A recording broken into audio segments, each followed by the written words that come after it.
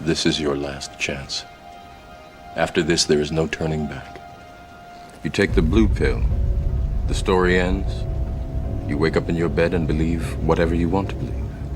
You take the red pill, you stay in Wonderland, and I show you how deep the rabbit hole goes.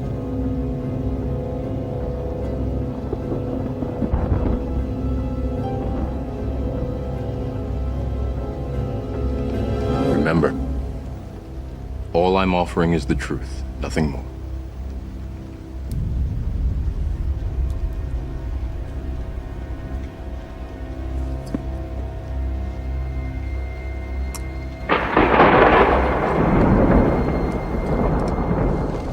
Follow me. Pokračujeme v teórii všetkého. S článkom názvom Čo je to duša? V predošlom článku sme si objasnili védsky pohľad na rozdiel medzi hmotným telom a dušou. V tom dnešnom sa zameriame priamo na aktívny životný princíp, ktorým je duša. Ide o našu pravú identitu, napriek tomu, že sa momentálne mylne stotožňujeme s týmto koženým vakom plným vnútorností, krvi, moču a výkalov v priebehu neustáleho kolobehu reinkarnácie, ktorý sa nazýva aj samsára. Isto by bolo vhodnejšie namiesto čo je to, pýtať sa kto, pretože duša je osobná a individuálna. Nie je to niečo, čo vlastníme ako nejaký doplnok, ale práve naopak. Duša som ja a ako doplnok k nemu mám svoje telo. To sa skladá z hrubohmotného tela a jemnohmotného tela. Inými slovami, nie som telo, ktoré má duchovnú skúsenosť, ale som duša, ktorá sa nachádza v hmotnom tele a má skúsenosť s týmto hmotným svetom.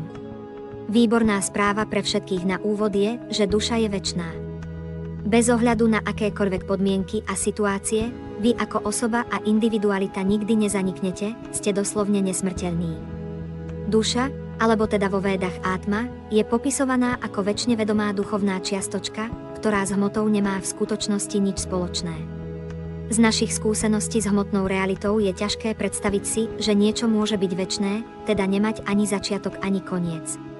V tomto svete vidíme, že je všetko pominuteľné, je to len otázkou času. Na druhej strane, ako sme si povedali naposledy, telo a celkovo hmota prechádza 6 štádiami od tzv. Vzniku až po deštrukciu. Aj v tomto prípade je však dočasnosť iba zdanlivá, keďže hmota ako taká tiež nezaniká, iba sa mení z jednej formy na druhú. Zákon zachovania energie. Dá sa to teda nazvať dočasnosť alebo smrteľnosť foriem, nie hmoty a hmotnej energie ako takej. Podobne duchovná energia je večná, akurát nemusí prechádzať týmito štádiami a nie je hmotou nijak obmedzená. Duša sa nerodí, ani nikdy neumiera. Nikdy nevznikla, nikdy nevzniká a ani nikdy nevznikne. Je nezrodená, večná, trvalá a pôvodná. Nezahynie, keď je telo zabité. Jediné obmedzenie si spôsobujú duše sami tým, že za istých okolností sa môžu začať stotožňovať s hmotnou energiou za účelom egoistického užívania si. Väčšina duší sa nachádza mimo tento hmotný svet a sú zapojené vo svojej večnej prirodzenosti zvanej ako sanátana dharma, mimo utrpenie tohto hmotného sveta.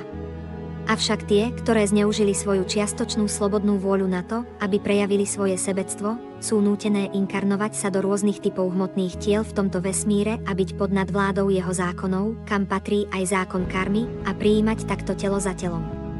Cieľom tohto kolobehu je, aby duša po mnohých a mnohých zrodeniach zanechala túto prekrútenú mentalitu a začala so sebarealizáciou, uvedomením si, že sem nepatrí.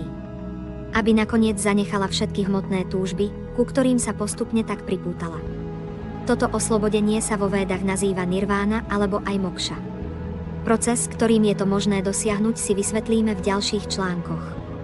Hmotný vesmír pripomína teda nápravno-výchovné zariadenie a hmotné telá sú naše väzenské rovnošaty, ktoré sme nútení nosiť. Paradoxne si túto obmedzenosť ani neuvedomujeme, lebo sme k ním už od nepamäti pripútaní.